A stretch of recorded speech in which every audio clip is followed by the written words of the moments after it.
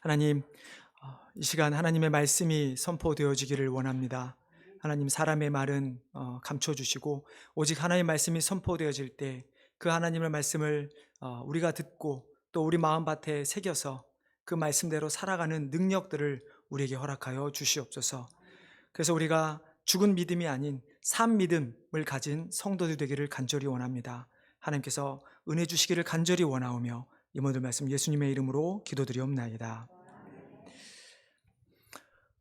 지난주에 말씀드린 것처럼 앞으로 몇 주간은 마가복음 4장의 말씀을 가지고 하나님 나라와 제자도에 대한 주제로 말씀을 나누도록 하겠습니다. 지난주에 드렸던 말씀을 간단히만 말씀드리면 마가복음은 하나님 나라에 대한 비유의 말씀이라고 말씀을 드렸죠. 지난주에 살펴본 씨 뿌리는 자의 비유, 혹은 네 종류의 밭의 비유라고 하는 비유였는데 예수님께서 그 비유를 설명하실 때 제자들에게 이렇게 말씀하셨죠. 이르시되 하나님 나라의 비밀을 너에게는 주었으나 외인에게는 모든 것을 비유로 하나니 라고 말씀하시면서 예수님께서는 지금 마가복음 4장에 나오는 네 가지의 비유, 씨 뿌리는 자의 비유라든지 오늘 우리가 살펴볼 등경 위의 등불에 대한 비유라든지 아니면 자라나는 씨앗의 비유, 그다음에 겨자씨의 비유, 이 모든 네 가지의 비유 모두가 하나님 나라에 대한 비유, 하나님 나라의 비밀을 알려주는 비유의 말씀이라고 말씀을 드렸었습니다. 자, 그러면 지난주에 말씀은 못 드렸는데 어떻게 이 네 가지 모두가 다 하나님 나라에 대한 비유의 말씀인가? 다 각자의 다른 것 아닌가라고 생각하실 수도 있습니다. 여러분, 성경도 하나의 문학 작품입니다.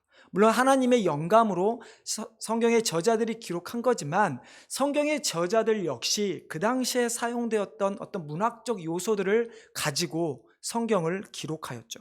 우리가 알고 있는 것처럼 저도 잘 기억이 안 나더라고요. 중학교 때 고등학교 때 보면 반복법이라든지 은유법, 대조법, 혹은 시를 보면 운율에 따라서 짓는 이런 많은 문학의 요소들이 성경에도 담겨 있습니다.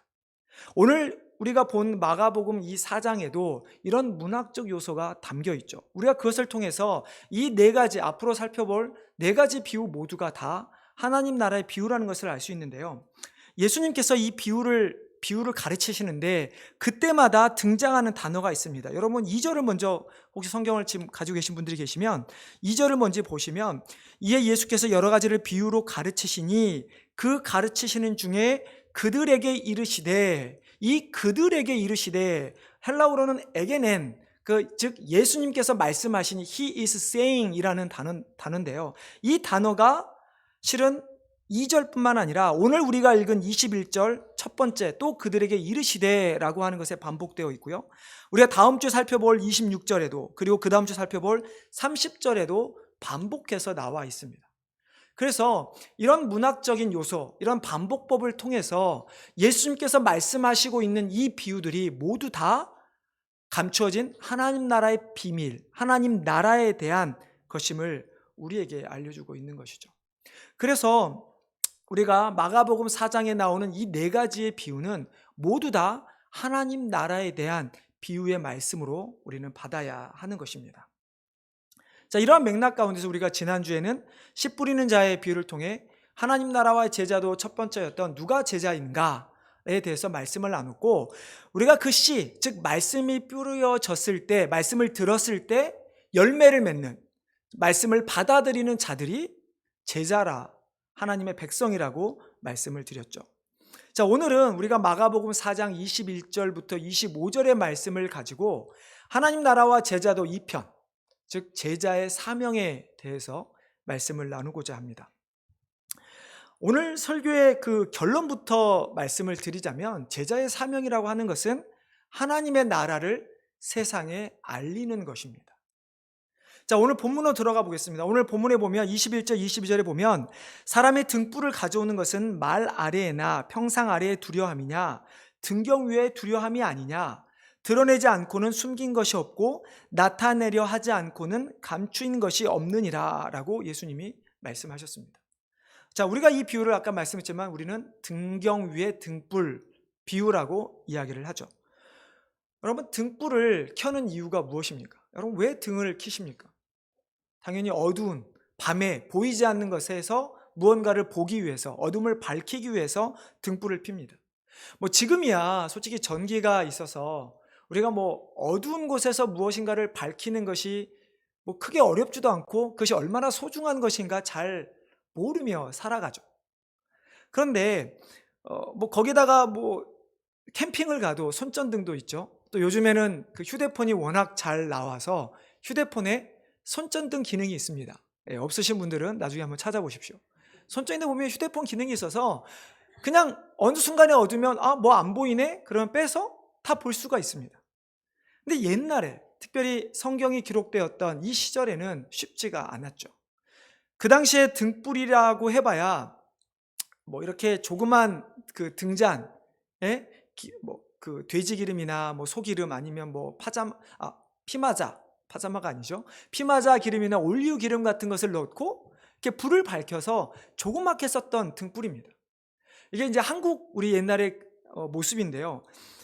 요즘 그 당시에 그 이스라엘 당시에 그 등잔은 어떻게 생겼냐면 여러분 가장 쉬운 방법이 알라딘의 요술 램프입니다. 기억나시죠? 그냥 이렇게 주전자처럼 생겨서 뚜껑이 담겨 있는. 근데 뚜껑만 빼면 그것이 그 당시의 등불입니다. 그래서 거기에 기름을 넣고 그 주전자 두둥이에 심지를 넣어서 불을 밝히는 아주 작은 납작한 주전자라고 생각하시면 될 것입니다. 자, 이런 등불, 이 등불을 방안을 한번 어두울 때 방안을 비춘다고 생각을 해보십시오. 어디다 두어야 방안을 다 비출 수 있을까요? 당연히 어딘가 약간 높은 곳에 두어야 할 것이죠. 해야 하죠.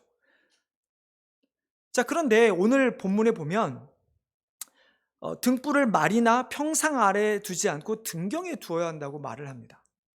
여러분 말이나 평상은 쉽게 이해가 되시죠? 뭐 저도 어렸을 때 저희 집 앞에 마당에 평상이 있었으면 뭐 큰 그 나무로 만든 침상이라고 생각하면 되죠. 말은 무엇일까요? 저도 처음에 제가 어렸을 때 이 성경을 읽었을 때 말이 뭘까? 왜 불을 말 아래에 둔다고 하지? 라고 생각을 했었는데 영어로 보면 basket, 바구니고요. 우리가 이 말에 대해서 쉽게 이해할 수 있는 것은 우리 한국에서 곡식을 될 때 뭐라고 하죠? 한 대, 두 대, 혹은 한 말, 두 말. 그 말입니다.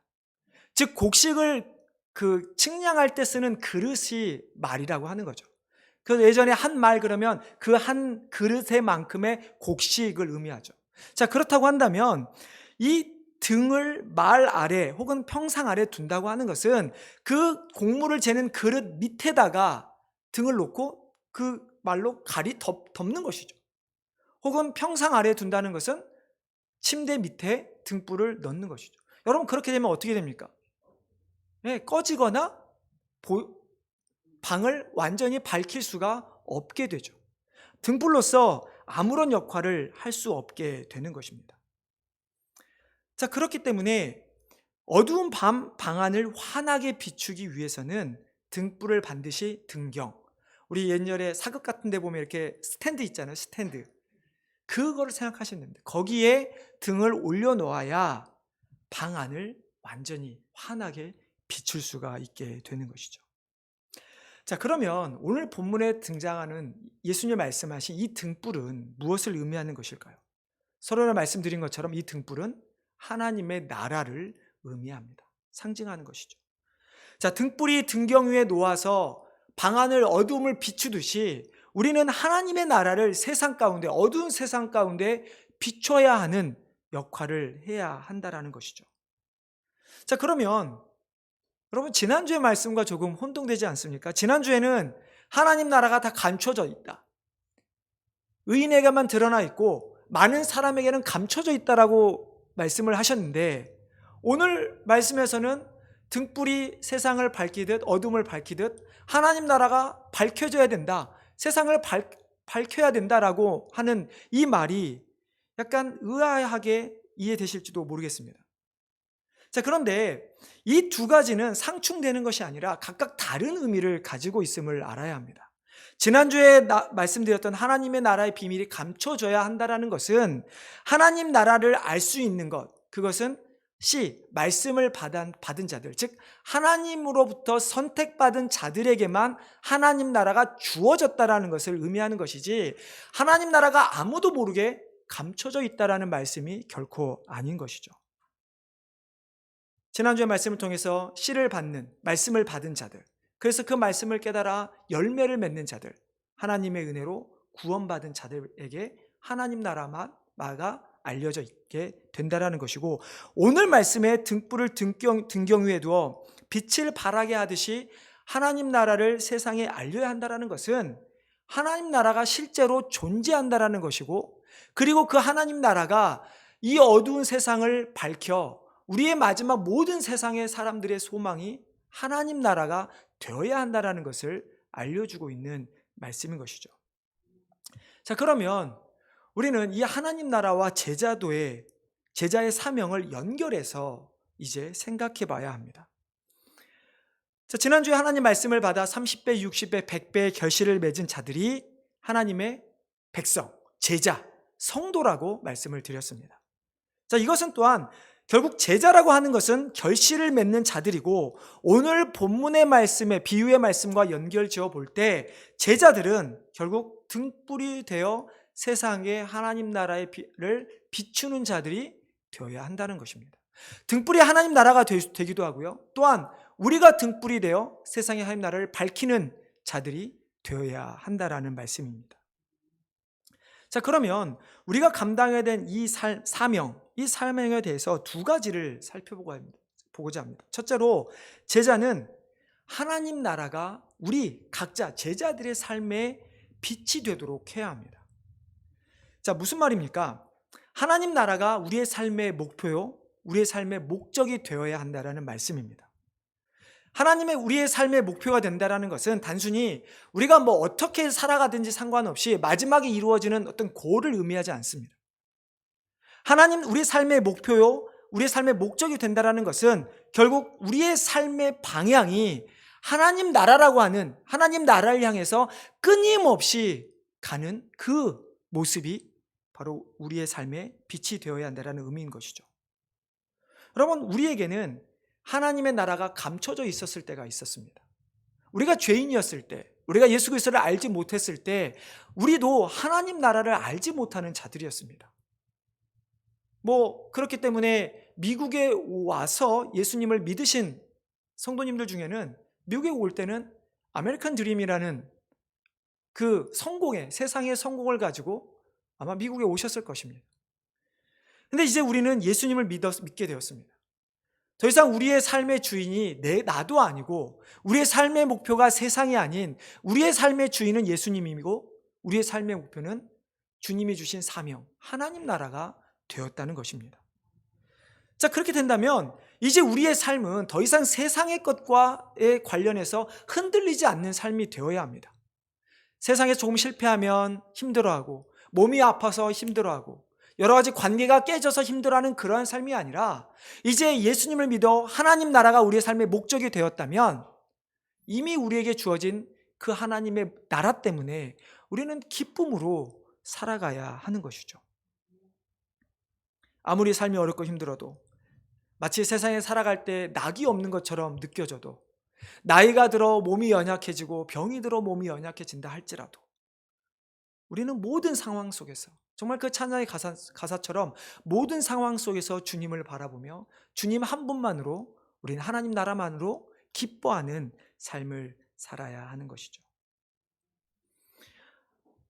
이렇게 우리는 하나님의 나라가 우리 안에서 우리의 삶을 인도하는 빛이 되어야 하는 것입니다.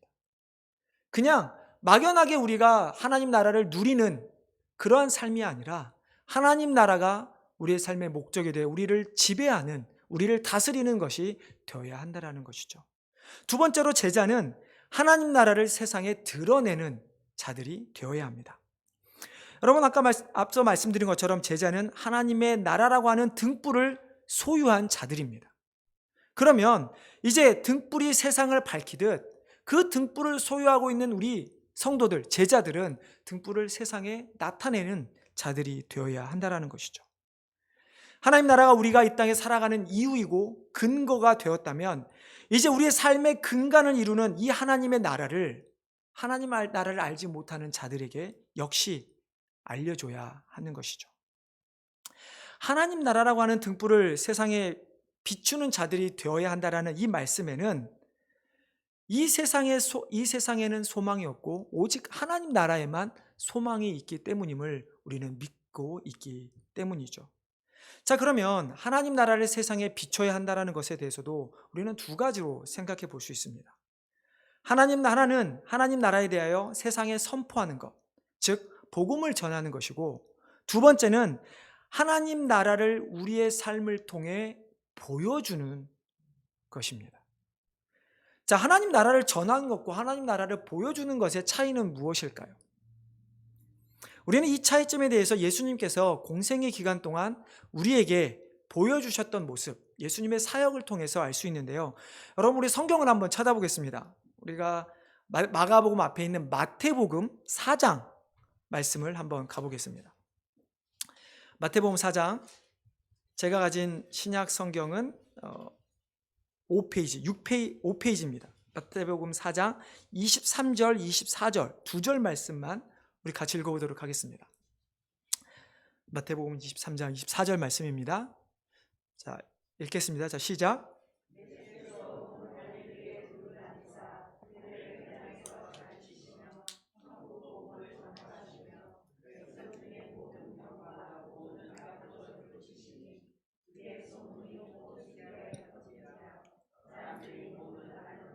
곧 각종 병에 걸려서 고통당하는 자, 귀신 들린 자, 간질하는 자, 중풍병자들을 데려오니 그들을 고치더라.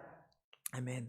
예수님의 사역을 보통 크게 세 가지로 이야기를 합니다. 오늘 23절에 나온 것 중에 하나가 가르치시며, 가르침, teaching에 대한 것이고, 두 번째는 천국 복음을 전파하셨다 해서 preaching, 그리고 24절에 나온 것처럼 23절 후반절과 24절에 나온 것처럼 모든 악한 것과 병자들을 고치신 힐링, 치유의 사역입니다. 자, 예수님께서 보여주시는 것은 하나님 나라를 전하는 것이고, 그리고 그 하나님 나라를 전하는 방법을 가르쳐 주셨고, 실질적으로 그것을 본인이 선포하신 하나님 나라를 확실히 알려주기 위해 치유에 대한 사역으로 하나님 나라를 알려주셨죠. 예수님께서는 어떤 사람의 집이 됐든 회당이 되었든 바닷가가 됐든 산이 되었든 어느 곳이든 하나님 말씀을 가르치고 전파하셨습니다. 그리고 그 예수님께서 가르치시고 전파하신 그 하나님의 말씀은 회개의 복음이었고, 그리고 하나님 나라에 대한 복음이었습니다. 예수님께서 자신이 가르쳐 주신 하나님 나라에 대한 그 놀라운 사실, 회개함으로 나를 믿음으로 말미암아 너희가 하나님의 나라의 백성이 될 수 있다라는 그 메시지를, 강력한 그 메시지를 증거하기 위한 방법으로 치유의 사역을 행하신 것이죠. 그래서 여러분들이 아마 성경의 많은 그 치유의 사역들에 대한 말씀을 볼 때 종종 많은 것에서 이런 이야기가 먼저 나옵니다. 예수님께서 그 사람의 병을 고치기 전에 내가 죄 사함을 받았느니라, 내가 너의 죄를 사하노라라는 말씀이 나오는 것을 많이 보게 되죠. 즉, 예수님께서 치유하신 것은 단순히 육체의 병만 고쳐주신 것이 아니라 실제적으로 우리 영혼의 죄, 영적인 죄를 고쳐주신 것입니다. 자, 그러면 예수님은 어떠한 방법으로 하나님 나라를 보여주셨을까요? 예수님께서 이렇게 전파와 가르침, 치유에 대한 것으로 말씀을 선포하신 것을 보여주셨다면, 그래서 그것을 통해서 제자들을 통해서 말씀을 전하게 하셨다면, 자, 두 번째로 하나님 나라를 예수님은 어떤 방법으로 보여주셨을까요? 하나님 나라를 보여주신 방법도 두 가지가 있습니다. 하나는 우리가 방금 나눴던 치유의 사역입니다. 여러분, 치유의 사역을 통해서 어떻게 보여주셨을까요? 예수님은 죄 사함을 통해서, 치유의 사역을 통해서 자신이 하나님의 아들임을 드러내셨습니다. 그 당시에 많은 사람들이 예수님이 누군가 알지 못했습니다. 많은 사람들을 랍비 중에 하나로 봤고요. 어떤 사람들은 그저 목수의 아들, 요셉의 아들로 보았습니다. 그러나 예수님께서 사람들에게 보여주시기를 원하셨다는 것은 내가 하나님의 아들이다, 그리고 내가 너희들에게 죄를 사할 수 있는 권세를 가진 자이신 것을 드러내신 것이죠. 즉, 예수님께서는 성육신을 통해서 하나님의 나라가 이미 이 땅에 임하였다라는 것을 직접 보여주신 것입니다. 두 번째로 보여주신 것은 제자 훈련의 방법입니다. 예수님께서는 공생의 기간 동안에 12명의 제자를 불러셨죠. 그리고 그 12명에게 단순히 성경 공부만 시키지 않으셨습니다. 예수님은 그들과 함께 동행하시면서 먹고 자고 또 생활하시면서 예수님의 삶을 통해 제자들에게 하나님 나라를 보여주신 것이죠. 정확히 말하면 예수님이 가르치신, 선포하신 그 하나님의 나라에 대한 말씀을 삶을 통해 제자들에게 끊임없이 알려주신 것입니다. 예수님은 항상 하나님께 기도하는 모습을 통해서 하나님의 뜻을 구하는 모습을 보여주셨습니다. 예수님은 항상 말과 행동이 일치하는 모습을 보여주셨습니다. 예수님은 항상 가난하고 어려운 사람들, 병자들을 돌보라 말씀하시며 실제로 그들을 돌보아 주셨습니다. 예수님은 미움과 다툼이 아닌 사랑과 용서의 말씀을 하시면서 많은 이들을 용서하시고 그들을 사랑하셨던 것을 보여주셨습니다. 예수님은 십자가에 죽기까지 복종하심으로 겸손의 모습을 우리에게 보여주셨던 것이죠. 예수님은 제자들에게 이러한 삶을 보여주셨습니다. 너희가 어떻게 살아야 하느냐? 너희가 무엇을 전파하면 그 전파하는 것에 대한 너희들의 삶은 어떻게 되어야 하는가에 대해서 예수님은 끊임없이 죽으시기 전까지 제자들에게 알려주신 것이죠. 여러분, 예수님께서 제자들에게 하나님 나라에 대해서 보여주신 것. 여러분, 이것은 우리에게도 주신 것입니다. 예수님께서는 여전히 우리의 삶의 주인이 되어주셔서 성령님이 우리 안에 내주하셔서 여전히 우리의 삶을 인도하고 계시고 우리를 훈련시키고 계신다는 것이죠. 예수님께서 우리에게 원하신 것 또한 우리가 예수님의 말씀을 통해 예수님의 삶을 단순히 머리로만 이해하는 것이 아니라 머리로 이해되어지고 또 성령님을 통해서 우리의 삶에 체험되어질 때 우리는 계속해서 우리의 삶을 통해 하나님 나라를 드러내는 삶을 살아야 하는 것이죠. 입으로만 하나님 나라를 전하는 것이 아닙니다. 우리는 우리의 삶을 통해 하나님 나라를 전해야 하는 것이죠. 여러분, 왜냐하면 그것이 예수님께서 우리에게 주신 명령이기 때문입니다. 예수님께서 승천하시면서 우리에게 어떤 명령을 주셨습니까? 여러분, 이것도 한번 다시 같이 한번 찾아보면 좋겠습니다. 마태복음 28장 마지막 장입니다.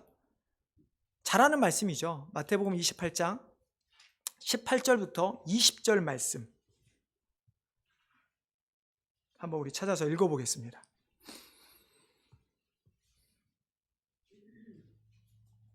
제가 신약 성경 52페이지 마태복음 28장 18절로 20절. 자, 찾으셨으면 우리 한 목소리 읽겠습니다. 자, 시작.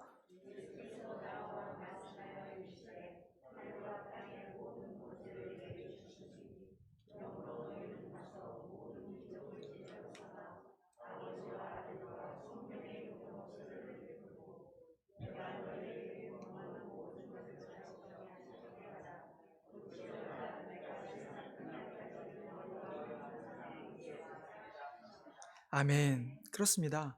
예수님께서 하늘과 땅의 모든 권세를 우리에게 주셨다.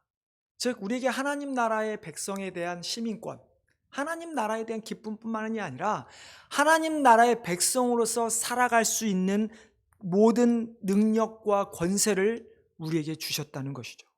그리고 그 주님께서 우리에게 능력을 주셨기 때문에 우리에게 명령하신 제자의 삶을 우리는 살아가야만 하는 것입니다. 여러분, 우리는 핑계할 수 없습니다. 우리가 능력이 없어서 주님, 저는 그렇게 살 수 없습니다. 제가 아직 주님을 잘 몰라서 저는 그렇게 살 수 없습니다. 그렇게 우리는 주님 앞에서 핑계할 수 없다는 것이죠. 주님께서는 우리에게 능력을 주셔서 우리에게 명령하신 것이 너희는 모든 민족으로 제자를 삼으라는 것입니다.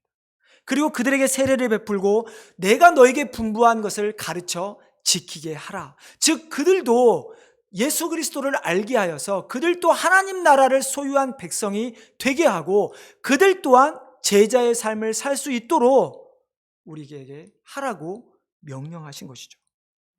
여러분, 마치 이 말씀이 세례를 베풀고 제자를 삼는 이런 말씀들 때문에 마치 목회자들한테만 주어진 말씀이라고 오해되는 경우도 많이 있습니다. 왜냐하면 목사들만 세례를 줄 수 있기 때문이죠. 그런데 이 말씀은 단순히 세례를 주라, 가르치라 라는 의미가 아니라 모든 민족들로 하여금, 하나님을 알지 못하는 사람들로 하여금 예수 그리스도를 알아 그들로 구원받게 하라라는 이야기인 것이죠. 여러분, 그렇기 때문에 우리는 예수님이 우리에게 맡겨진 사명대로 우리는 하나님 나라를 전하는 삶을 살아야 하며, 또한 하나님 나라를 보여주는 삶을 살아야 하는 것이죠. 여러분, 많은 사람들이 그런 이야기를 합니다. 너희나 잘 살아라. 너희가 예수님의 제자라고, 너희가 하나님 나라를 소유했다고, 그럼 증명해 보시오. 여러분, 이런 이야기 들으신 적 없으십니까? 나에게 하나님을 보여달라. 그러면 내가 믿겠다. 여러분, 그 말씀에, 그 질문에 우리는 대답할 수 있어야 합니다. 그 질문에 나의 삶을 통해 우리는 예수님을 나타낼 수 있어야 하는 것입니다. 우리가 그러한 삶을 살아가지 못하면 어떻게 될까요? 우리가 그러한 삶을 사는지 못하는지 어떻게 알 수 있을까요?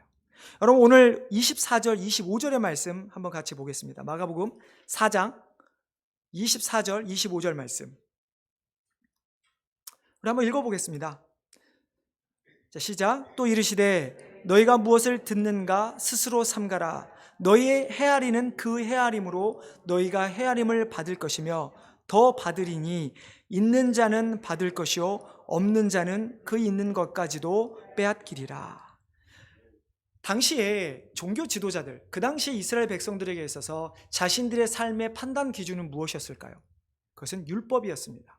얼마만큼 내가 율법을 잘 지키는가, 그거에 따라서 저 사람은 정말 하나님의 백성인가 아닌가, 하나님의 축복을 받는 사람인가 아닌가에 대한 기준이었습니다. 근데 예수님께서 이 땅에 오셔서 그 율법이 아니라 이제 무엇이 기준이 됩니까? 예수님의 말씀이 기준이 되는 것이죠. 자, 그러면 오늘 이 말씀은 무엇입니까? 너희가 무엇을 듣는가 무엇을 스스로 삼가라. 너의 헤아리는 그 헤아림으로 너희가 헤아림을 받게 될 것이다 라고 이야기합니다. 즉, 예수님께서, 하나님께서 우리에게 말씀하시는 것은 너희가 등경 위에 등불이 세상을 비추듯 너희의 삶이 하나님 나라를 나타내는 삶을 살지 못하면 내가 너희가 그것에 대해서 책임을 묻겠다라는 말씀인 것이죠. 이 말은 우리에게 단순히 심판의 말씀만이 아니라 우리에게 어떤 능력의 위로의 말씀이 되는 것은 내가 너에게 능력을 주었으니까 너희가 세상 사람들로 하여금 하나님의 나라를 나타낼 수 있게 하겠다라고 하는 말씀인 것이죠. 그렇기 때문에 우리가 마태복음 아까 읽었던 28장의 말씀, 오늘의 이 말씀을 통해서 우리는 더 이상 하나님, 저는 너무 연약합니다. 하나님, 저는 죄인입니다. 하나님 나라를 나타낼 수 없습니다 라고 고백할 것이 아니라 이제는 하나님, 내가 하나님의 나라를 세상 가운데 전파하며 드러내는 삶을 살겠습니다라고 고백하는, 실제로 그것을 행하는 성도들이 되어야 하는 것이죠. 여러분, 우리가 이런 이야기를 여러분 혹시 들어보신 적 있습니까? 빵집 주인과 정육점 주인에 대한 이야기 혹시 들어보신 적 있습니까? 이 두 사람이 이제 돈으로 이렇게 서로 물건을 사는 것이 아니라 이제 자신들이 가지고 있는 물건으로 서로 고기와 밀가루를 이제 서로 교환하기로 했습니다. 그래서 정육점 주인이 이제 어느 날 계속 이제 물건을 갖다 주고 이제 밀가루를 받아오는데 항상 보니까 밀가루가 원 파운드가 적게 오는 거예요. 그래서 화가 나서 이제 그 빵집 주인이 따졌습니다. 아니, 왜 당신은 맨날 이렇게 1파운드를 적게 줍니까? 그러니까 이 빵집 주인이 이렇게 대답합니다. 나에게는 눈금 저울이 없습니다. 나에게는 옷이 접시 저울. 여러분 그 아시죠? 뭐라 그러죠? 그 접시로 해서 하나 올려놓고 맞춰서 하는 그거밖에 없습니다. 그래서 당신이 준 고기만큼 나는 당신에게 밀가루를 주었습니다. 여러분, 결국은 정육점 주인이 항상 자신이 빵집 주인을 속인 것이죠. 여러분, 세상 사람들이 우리에게 하나님 나라를 보여달라고 이야기했을 때 우리가 하나님 나라를 보여주지 못하면 우리는 마치 하나님께 하나님, 내가 하나님의 말씀대로 살겠습니다, 하나님 나라를 드러내는 삶을 살겠습니다라고 하는 고백은 드리지만 실제로 우리의 삶은 정육점 주인처럼 하나님을 속이는 자들이 되어버리고 마는 것이죠.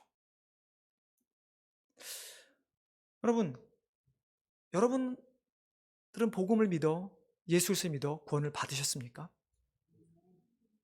여러분이 지금 아멘 하셨으면 우리는 이제 하나님의 나라를 소유한 예수님의 제자입니다. 그럼 이제 우리는 하나님 나라로 말미암은 그 기쁨, 우리가 지금 누리고 있는 그 기쁨을 세상에 전파하며 선포하며 그들에게 그 기쁨을 보여주어야 하는 것이죠. 우리가 여전히 세상 사람들처럼 내 삶에 나의 주어진 그 삶 때문에 눌려서 여전히 똑같이 어렵고 힘들어하며 지치고 피곤해한다면 과연 세상 사람들은 우리를 보며 우리가 하나님 나라를 소유한 것을 어떻게 알 수 있을까요? 여전히 우리에게 주어진 것으로 나를 위한, 나의 가족만을 위한 삶을 살아간다면 세상 사람들은 과연 우리를 향해, 교회를 향해 너희는 과연 무엇을 하느냐고 물었을 때 우리는 어떻게 대답할 수가 있을까요? 주님이 우리에게 이 비유의 말씀을 통해서 제자들에게 하신 말씀은 우리로 하나님 나라를 세상에 알리라는 것입니다. 어두운 세상에 빛이 필요하듯 하나님을 알지 못하는 자들에게, 예수 그리스도를 알지 못하는 자들에게 예수 그리스도를 나타내라는 것입니다.